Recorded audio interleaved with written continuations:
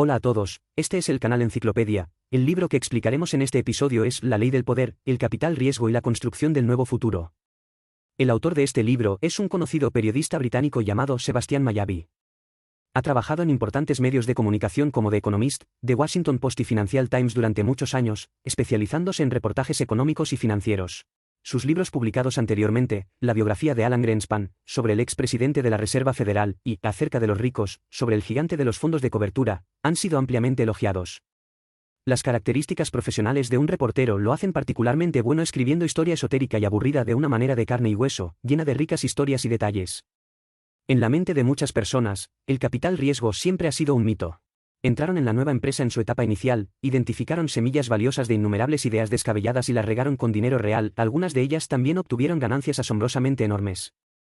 Por ejemplo, algunos de los primeros inversores en Facebook, ahora rebautizado como Meta, obtuvieron rendimientos de más de 1000 veces en menos de 10 años. Además, Masayoshi Son invirtió $20 millones en Alibaba en 1999. Posteriormente, Alibaba cotizó en la Bolsa de Valores de Nueva York.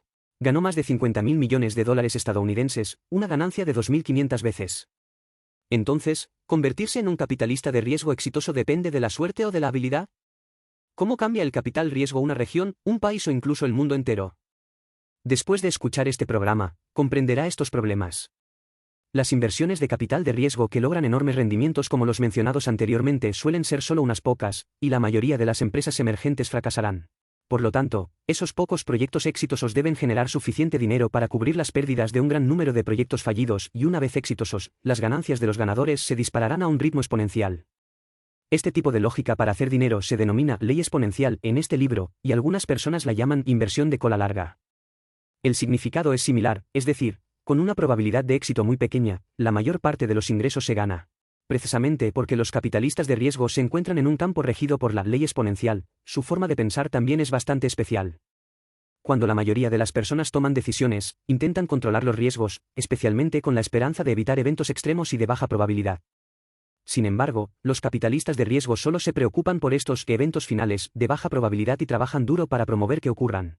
Quizás a los ojos de mucha gente, los capitalistas de riesgo ganan dinero principalmente confiando en sus grandes bolsillos, echando una amplia red y la suerte. Sin embargo, este libro quiere decirnos que los mejores capitalistas de riesgo están creando constantemente su buena suerte, pulen constantemente su sistema de pensamiento, mejoran sus métodos de trabajo y aumentan la probabilidad de que suceda la buena suerte, para que cosas como esta puedan suceder. La suerte viene una y otra vez. Esto puede recordarnos un dicho: las personas fuertes son aquellas que saben crear buena suerte continuamente. Un propósito importante de la interpretación de este libro es llevarnos a ver de cerca cómo los inversores, o instituciones, de riesgo más exitosos, continúan creando buena suerte. Su atención no se centra en la historia del capital de riesgo desde su nacimiento hasta el presente, sino en una perspectiva más centrada, en términos de tiempo. Comienza en la década de 1960, comenzando con la primera inversión de capital de riesgo en Silicon Valley en los Estados Unidos. Arthur Lack apoyó la creación de Fairchild Semiconductor, a lo largo de 60 a 70 años, y escribió sobre varios fondos de capital de riesgo en la década de 2020. Desde una perspectiva espacial, se centró principalmente en el capital de riesgo en Silicon Valley en los Estados Unidos, pero para los riesgos en China. Y también se han resuelto las inversiones en India. En comparación con otros libros que se centran en la historia de la industria del capital de riesgo, este libro tiene la característica de tener una orientación al problema relativamente clara. El autor dijo que espera lograr dos objetivos a través de este libro: uno es revelar la mentalidad inversora de los capitalistas de riesgo como mencionamos anteriormente, y el otro es evaluar la influencia social de los capitalistas de riesgo, es decir, cómo ha cambiado el capital de riesgo, de una región, un país o incluso el mundo entero. Esta interpretación sigue esta idea y se centra en las dos cuestiones principales analizadas en el libro. Primero, a nivel micro, ¿convertirse en un capitalista de riesgo exitoso depende más de la suerte o de las habilidades? En segundo lugar, a nivel macro, ¿por qué algunas regiones, como Silicon Valley, se convierten en centros de innovación y fuentes de prosperidad mucho más que otras regiones? ¿Cómo lo hicieron? Primera parte. ¿Convertirse en un capitalista de riesgo exitoso depende más de la suerte o de la habilidad? Como mencionamos anteriormente, mucha gente cree que la suerte es un factor importante para que los capitalistas de riesgo ganen dinero. Esto no es descabellado. En primer lugar, existe un cierto grado de aleatoriedad en cuanto a cuáles proyectos empresariales tendrán éxito y cuáles fracasarán. Por ejemplo, al mismo tiempo puede haber varios equipos trabajando en plataformas de comercio electrónico, plataformas sociales o motores de búsqueda. El talento del equipo fundador es, por supuesto, muy importante, pero ante un mercado impredecible, quien puede hacerse popular primero y apoderarse del mercado también tiene mucha suerte. Debido a esto, mucha gente piensa que los primeros 1 o 2 éxitos de una institución de capital de riesgo no reflejan el nivel de habilidad de los inversores de capital de riesgo de la institución. Es posible que simplemente estén en el lugar correcto en el momento correcto, lo cual, para decirlo sin rodeos, es suerte. Y sus 2 primeros éxitos les darán una buena reputación y les ayudarán a atraer más buenos proyectos, lo que puede aumentar la tasa de éxito de sus próximos proyectos. Un estudio de la Oficina Nacional de Investigación Económica de EU muestra que por cada uno de los primeros 10 proyectos invertidos por una empresa de capital de riesgo que cotiza con éxito, la probabilidad de cotizar con éxito los proyectos posteriores en los que invierte aumentará en un 1,6%. Entonces, ¿parece que convertirse en un capitalista de riesgo exitoso realmente depende más de la suerte? El autor no está de acuerdo con esta opinión. En primer lugar, dijo que el estudio encontró que un proyecto cotizado con éxito aumenta la probabilidad de cotización exitosa de proyectos posteriores en un 1,6%. Este rango es muy pequeño y no es suficiente para demostrar que un capitalista de riesgo tiene éxito en 1 o 2 veces al principio, es muy probable que gane consecutivamente en el futuro. Además, según ha observado el autor, muchos capitalistas o instituciones de riesgo de renombre han experimentado reveses en sus experiencias de inversión. Por ejemplo, la persona que mencionamos al principio, Arthur Lack, hizo la primera inversión de capital riesgo en Silicon Valley y creó Fairchild Semiconductor, hablaremos de esto más adelante.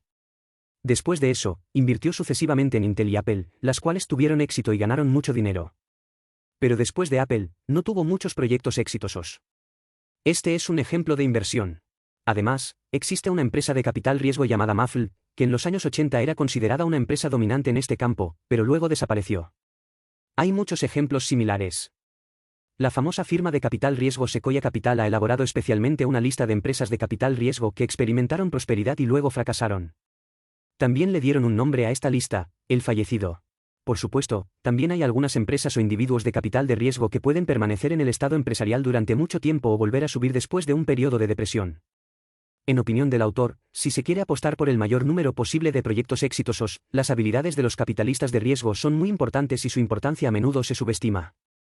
La palabra apuesta que acabamos de utilizar es en realidad un poco inexacta. Porque cuando dices apostar, parece una acción ligera, simplemente deja el dinero y se acabó. Sin embargo, después de leer este libro, descubrirás que está lejos de esa luz. Los capitalistas de riesgo realizan mucho trabajo proactivo antes, durante y después de realizar sus apuestas. Aquí es donde se necesitan sus habilidades. Comencemos con, ¿qué hacen los capitalistas de riesgo antes de hacer una apuesta? Lo que hacen es muy diferente a otro tipo de inversores financieros. La mayoría de las inversiones financieras tienen que analizar muchos indicadores financieros y datos históricos antes de seleccionar un proyecto de inversión. Sin embargo, lo que los inversionistas de riesgo enfrentan es un equipo emprendedor inicial, y sus proyectos muchas veces aún no han comenzado a generar ganancias, o incluso solo tienen una diapositiva. Por lo tanto, es difícil hacer un análisis cuantitativo y solo se puede hacer más en el análisis cualitativo, que es un juicio subjetivo. Entre estos juicios subjetivos, hay, por supuesto, algunas opiniones sobre las tendencias de desarrollo tecnológico y el diseño de proyectos, pero varían de persona a persona y cambiarán con el tiempo. Sin embargo, después de observar y entrevistar a muchos capitalistas de riesgo o instituciones de renombre en Silicon Valley, el autor descubrió que hay una cosa que la mayoría de ellos valora: invertir en la persona adecuada. Esto significa que valoran algunas de las características personales del fundador. Tenga en cuenta que las características personales mencionadas aquí no se refieren a condiciones objetivas como calificaciones académicas y experiencia empresarial.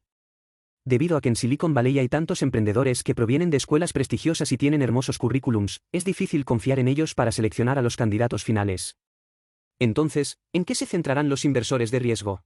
Tomarán la iniciativa de charlar cara a cara con el fundador del proyecto y observar los rasgos de personalidad de la otra persona.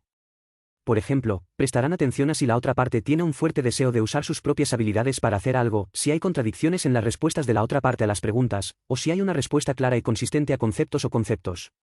Ideas, también, si la otra parte pretenderá halagar a los inversores para conseguir inversiones, o si siempre se atendrá a sus propias opiniones. Además, hay otro momento especial cuando los capitalistas de riesgo observan a los fundadores. Es decir, si un fundador parece rebelde, excéntrico e inconformista, a los ojos de muchos capitalistas de riesgo, esto no solo no es un defecto, sino un punto a favor. El autor enfatizó este punto en el libro y posteriormente en entrevistas con el editor. También citó numerosos ejemplos a este respecto. Por ejemplo, el famoso empresario y capitalista de riesgo Peter Thiel dijo una vez que las personas que iniciaron su negocio con él pensaron seriamente en si podrían fabricar una bomba ellos mismos en la escuela secundaria. De hecho, comenzaron a investigarlo. A los ojos de la gente corriente, estas personas deben estar muy locas, pero en opinión de Peter Thiel, estas personas son muy adecuadas para fundar empresas, y más tarde cofundó PayPal y una empresa de capital de riesgo con estas personas. Además, Peter Thiel también invirtió en Elon Musk. Después de que Musk ganó dinero con su primer negocio, gastó la mitad en comprar un auto de carreras. Ya sabes, él no era un hombre rico en ese momento. Era simplemente un tipo que acababa de conseguir su primera olla de oro. No sé qué haría en el futuro. Un tipo tan joven, más tarde, tuvo un accidente automovilístico mientras conducía este automóvil.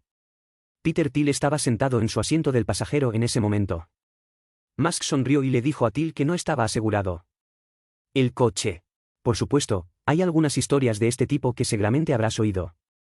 Por ejemplo, a Steve Jobs le gustaba caminar descalzo y lavarse los pies en el baño de la empresa. Cuando Zuckerberg iba a reunirse con capitalistas de riesgo, no solo llegaba tarde, sino que también usar pijamas y pantuflas, etc.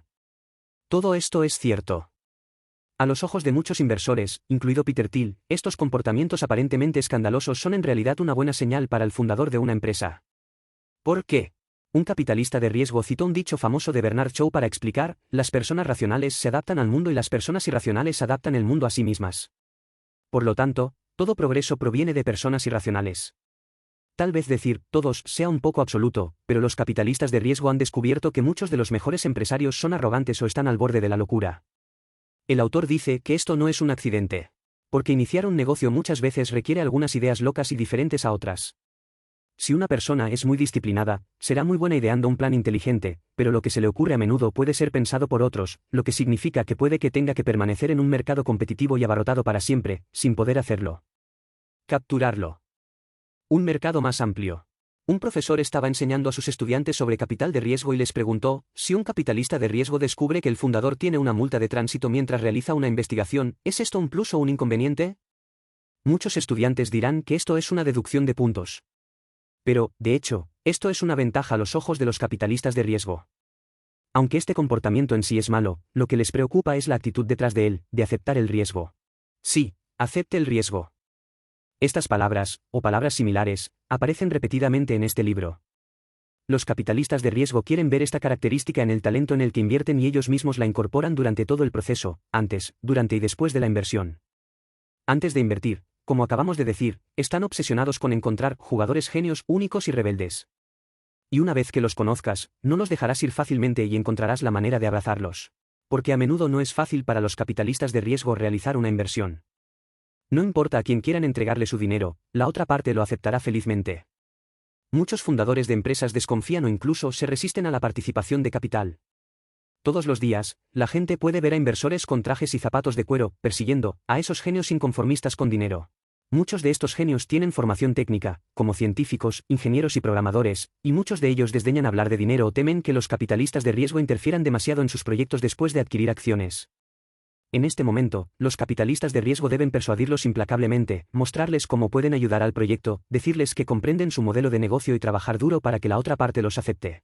Este proceso requiere paciencia, empatía y excelentes habilidades de comunicación.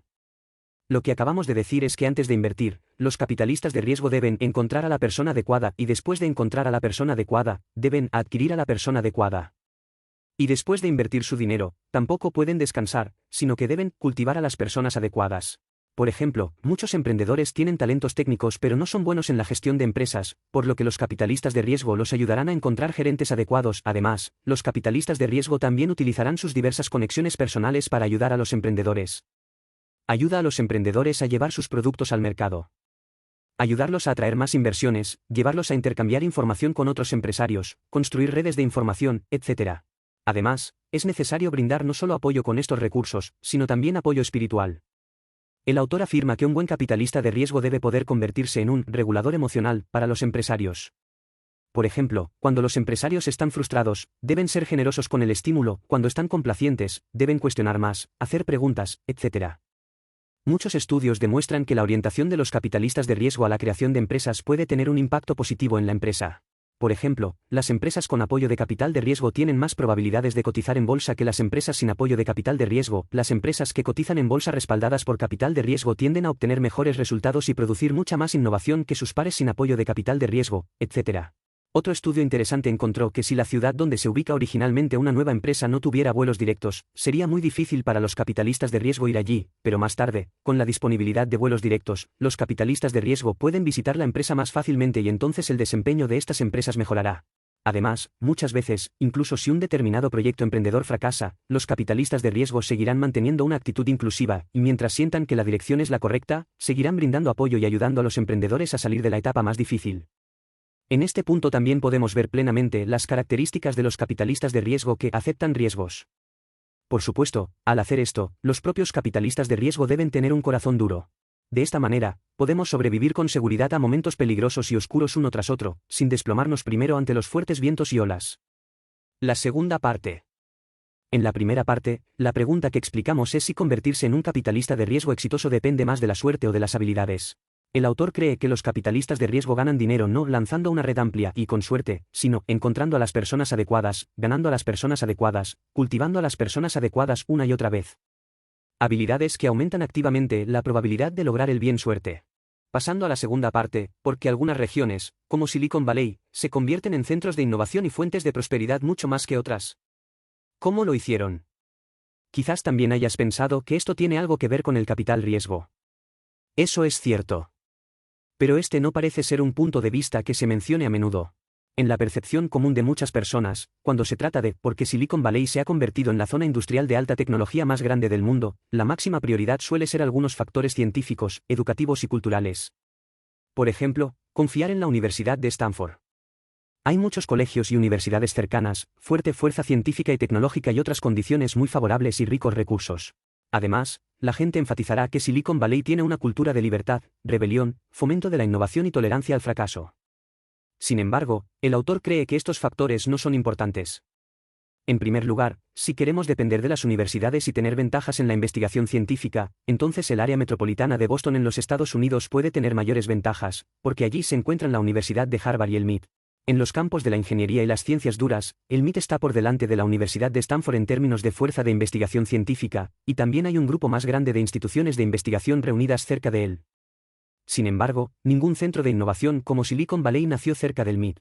El autor dijo que esto se debe principalmente a que Silicon Valley es mejor para transformar los resultados de la investigación científica y las innovaciones tecnológicas en empresas rentables, e incluso muchas innovaciones que originalmente no vinieron de cerca de Silicon Valley pueden comercializarse aquí. Detrás de esto, el capital riesgo jugó un papel importante. Además, hablemos de factores culturales. El autor tampoco está de acuerdo con el fatalismo cultural, es decir que Silicon Valley tiene una cultura única adecuada para la innovación y el emprendimiento. Después de todo, la cultura es un concepto vago y sería demasiado general explicarlo directamente mediante la cultura. Además, si profundizamos más, descubriremos que esta atmósfera cultural no se forma en vano, en gran medida, también está formada por el capital riesgo. Por lo tanto, después de observar e investigar, el autor concluyó que es el capital de riesgo, un método de financiación especial y respetuoso con el riesgo, el que ha convertido a Silicon Valley en el capital de innovación que es hoy. Entonces, ¿cómo es exactamente este proceso de modelado? Primero, es proporcionar recursos para la innovación. Hemos mencionado mucho esto hace un momento, incluidos recursos financieros, recursos humanos, recursos de red, recursos de canales, orientación comercial, etc. Con la ayuda de estos recursos, han ingresado al mercado muchos resultados innovadores que originalmente solo estaban disponibles en laboratorios y fábricas. ¿Cuándo comenzó esta práctica? Se remonta a la primera inversión de capital riesgo de Arthur Lack en Silicon Valley. Fue esta inversión la que inició una tendencia en Silicon Valley de convertir los resultados de la investigación científica en proyectos empresariales. En 1957, Arthur Lack trabajaba en un banco de inversiones en Nueva York. Un día, recibió accidentalmente una carta de California. La carta fue escrita por Kleiner, hijo de un cliente del banco de inversión. Kleiner dijo que es científico y trabaja en un laboratorio en California que desarrolla transistores. Sin embargo, el fundador del laboratorio tiene una personalidad extraña, no sabe administrar y trata muy mal a los científicos.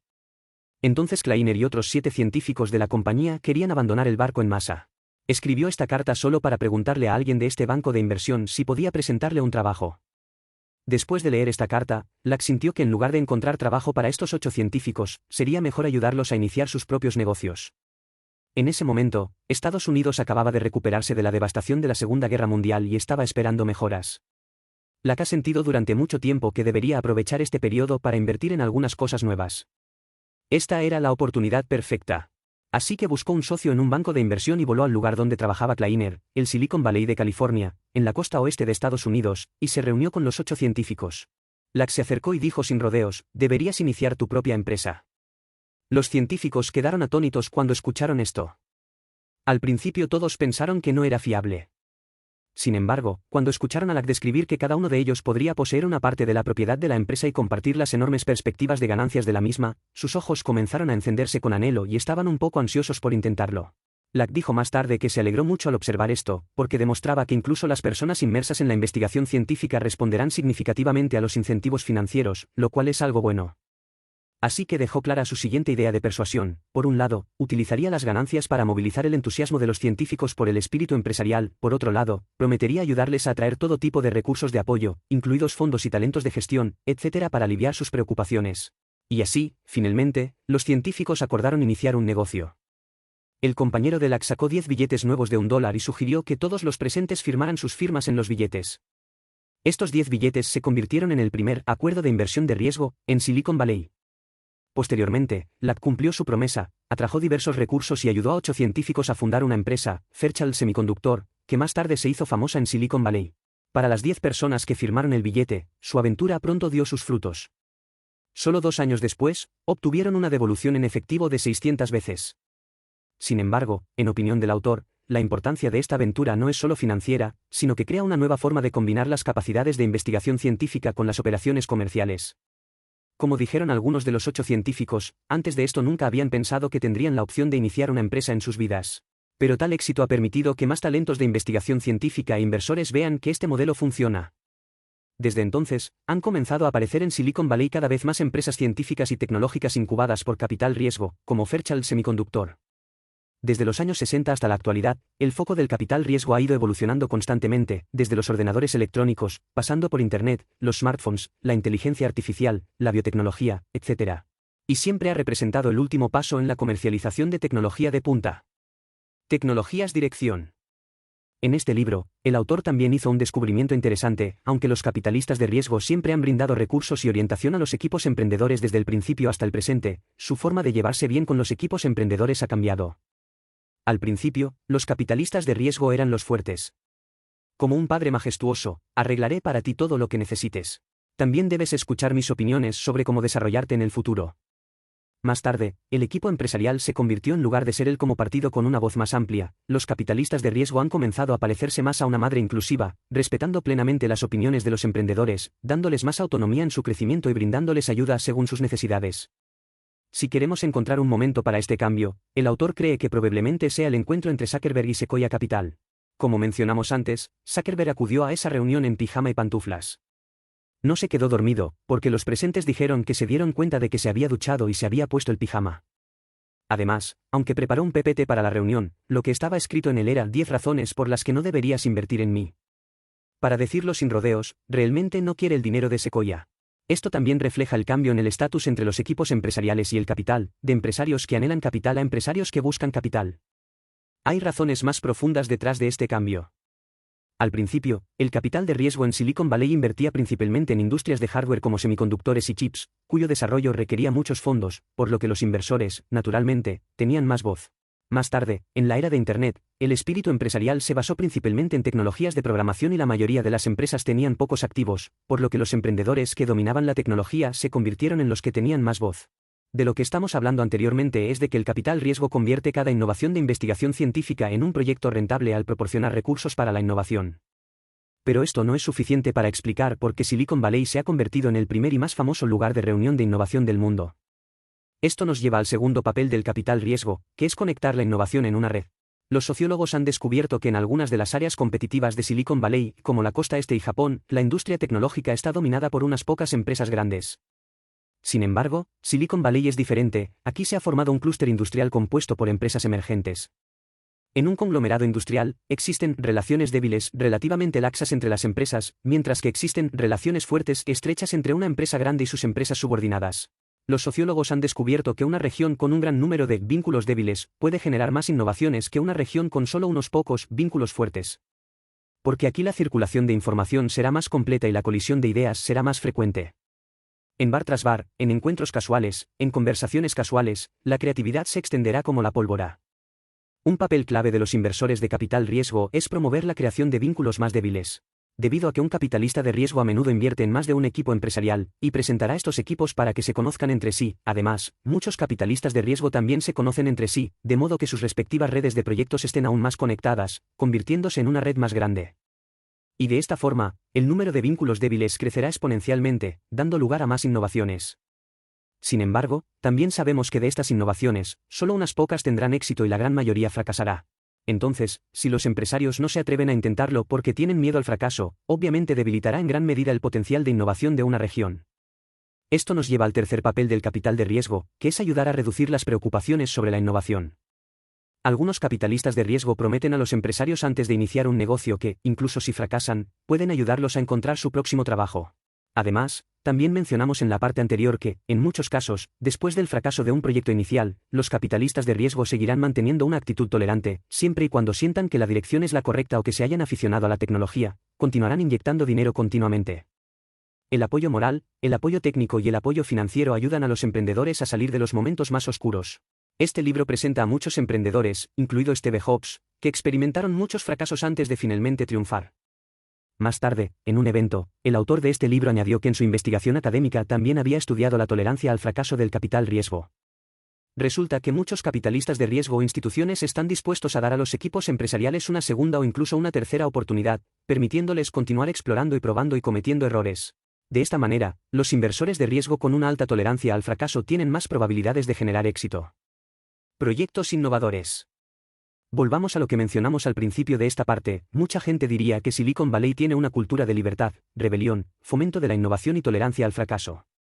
Después de escuchar esto, es posible que tenga una opinión similar a la del autor, es decir, de hecho, esta atmósfera cultural también ha sido moldeada en gran medida por el capital riesgo.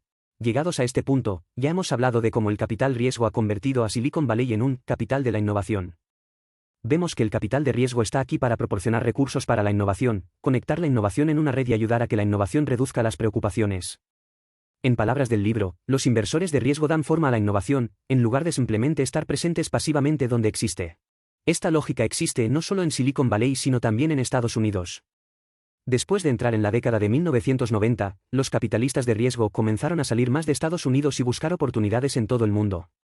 Por ejemplo, el libro también dedica algo de espacio a hablar de China. El autor descubrió que las empresas chinas de Internet también se vieron muy afectadas por el capital de riesgo en sus etapas iniciales. En los primeros días, empresas como Alibaba, Tencent, Baidu, Zhouhu, Trip.net se recaudaban fondos en su mayoría de Estados Unidos o de capitalistas de riesgo al estilo estadounidense, sus estructuras de propiedad eran en su mayoría modelos extranjeros, las empresas daban a los empleados opciones sobre acciones. El enfoque de incentivos en realidad proviene de sugerencias de los capitalistas de riesgo.